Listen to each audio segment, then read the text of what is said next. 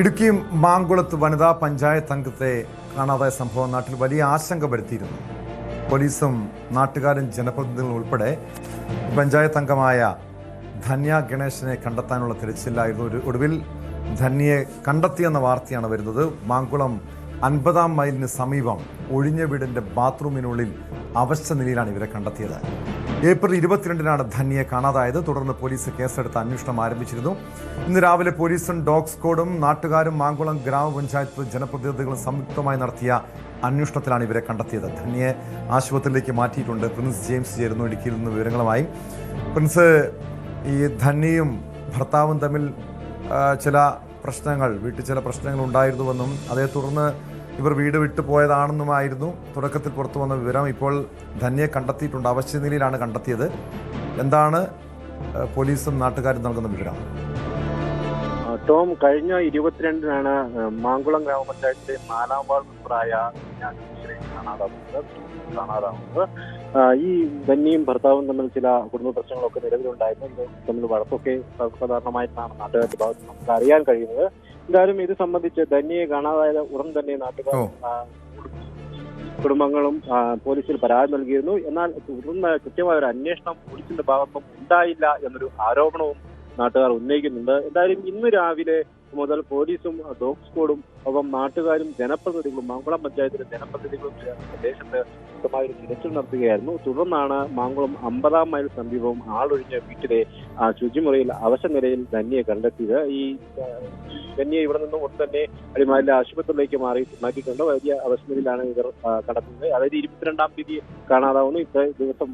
കഴിഞ്ഞ കുറച്ച് ദിവസങ്ങളായി ഇവർ ഈ മേഖലയിൽ തന്നെ ഉണ്ടായിരുന്നു. എന്നാൽ ഭക്ഷണം കഴിക്കാതെയും വെള്ളം കുടിക്കാതെയും ഒക്കെയുള്ള വലിയ ബുദ്ധിമുട്ടുകൾ അനുഭവിച്ചിരിക്കുക. അതുകൊണ്ട് തന്നെ എന്താണ് സംഭവം എന്നതിനെ കുറിച്ച് വ്യക്തത വന്നിട്ടില്ല. എങ്ങനെയാണ് ഇവരുടെ ഇഷ്ടപ്പെട്ടത് സംബന്ധിച്ച് വ്യക്തതയില്ല. എന്തായാലും കാണാതായ ശേഷം കൃത്യമായ ഒരു അന്വേഷണം നടന്നില്ല എന്നൊരു ആരോപണമൊക്കെ നാട്ടുകാരുടെ ഭാഗത്തുനിന്ന് ഉയർന്നിട്ടുണ്ടെങ്കിൽ പോലും പോലീസിന്റെ ഭാഗത്തുനിന്ന് ഇനി കൃത്യമായ ഒരു വിവരം ലഭിക്കണമെങ്കിൽ ധന്യയുടെ ആരോഗ്യസ്ഥിതി ഇതിന്റെ എടുക്കേണ്ടതുണ്ട്. എന്തായാലും ചികിത്സ നടന്നു വരികയാണ്. അനുസരിച്ചുള്ള നടപടികൾ പൂർത്തീകരിക്കുമ്പോൾ ധന്യ ആരോഗ്യസ്ഥിതി വീണ്ടെടുക്കുമ്പോൾ മാത്രമേ എന്താണ് ഈ പ്രശ്നത്തിൽ അല്ലെങ്കിൽ കാര്യത്തിൽ കൃത്യമായ ഒരു വ്യക്തത വരികയുള്ളൂ. എങ്ങനെയാണ് ഇവിടെ എത്തപ്പെട്ടത് എന്നടക്കമുള്ള കാര്യങ്ങളിലേക്ക് വ്യക്തത വരികയുള്ളൂ. എന്തായാലും ഇവർ തമ്മിൽ ധന്യയും ഭർത്താവും തമ്മിൽ ചില കുടുംബ പ്രശ്നങ്ങളൊക്കെ നിലനിന്നിരുന്നു എന്നത് സംബന്ധിച്ചുള്ള വിവരങ്ങളൊക്കെ നാട്ടുകാർ പങ്കുവച്ചിരുന്നു.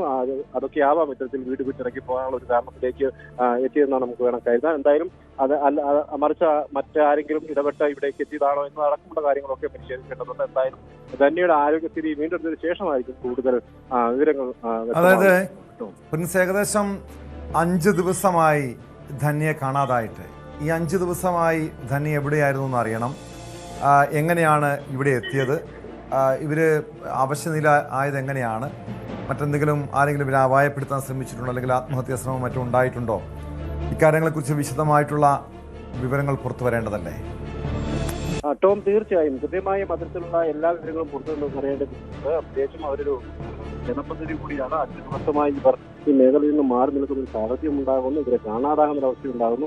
അതേസമയത്ത് അതേ ഭാഗത്തെ ആളൊഴിഞ്ഞ മുൻകാലങ്ങളിൽ ഒരു ദുരൂഹമായൊരു മരണം നടന്ന ആളൊഴിഞ്ഞ ആളുകൾ ഉപയോഗിക്കാതായ ഒരു വീട്ടിലാണ് ഇവരെ കണ്ടെത്തിയത്. ആ വീടിന്റെ ശുചിമുറിയിലാണ് ഇവരെ അവശനിലയിൽ കണ്ടെത്തിയത്.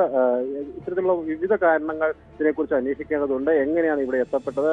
ഈ വീട്ടിൽ നിന്ന് ഇവർ സ്വമേധയായി ഇവിടേക്ക് എത്തുകയായിരുന്നു, അതല്ലെങ്കിൽ മറ്റാരെങ്കിലും ഇടപെട്ടിട്ടുണ്ടോ എന്നതടക്കമുള്ള വിവിധ കാര്യങ്ങളെ കുറിച്ച് പരിശോധിക്കേണ്ടതുണ്ട്. അതായത് ഇവർ ഒരു വീട്ടിൽ നിന്ന് എത്തിയതാണെങ്കിൽ പോലും ഇത്ര ദിവസമായിട്ടും എന്തുകൊണ്ട് മറ്റൊരാളുമായി ബന്ധപ്പെട്ടില്ല, അല്ലെങ്കിൽ വേറെ ആളുകളിലേക്ക് വിവരങ്ങൾ അറിയിച്ചില്ല, താൻ മാറുന്ന വിവരങ്ങൾ അറിയിച്ചില്ല, അല്ലെങ്കിൽ ബുദ്ധിമുട്ടുകൾ അനുഭവപ്പെടുന്നത്. സ്വാഭാവികമായിട്ടും ദിവസങ്ങളോളം ഭക്ഷണമൊന്നുമില്ലാതെ ഒരു മേഖലയിൽ കഴിയുന്ന ആൾക്കുണ്ടാകുന്ന ബുദ്ധിമുട്ടുകൾ ഉണ്ടാകുമ്പോൾ സ്വാഭാവികമായിട്ടും അവിടെ നിന്ന് മാറാനുള്ള ശ്രമങ്ങളൊക്കെ സ്വീകരിക്കുമായിരിക്കും. അത്തരത്തിലുള്ള ഒരു നടപടിയും സ്വീകരിച്ചില്ല. തുടങ്ങി വിവിധ കാര്യങ്ങളിലേക്ക് നീങ്ങേണ്ടതുണ്ട്. എന്തായാലും ധന്യ ആരോഗ്യസ്ഥിതി വീണ്ടെടുത്തതിന് ശേഷം മാത്രമേ അതിനെക്കുറിച്ചൊരു കൃത്യത വരത്തുള്ളൂ.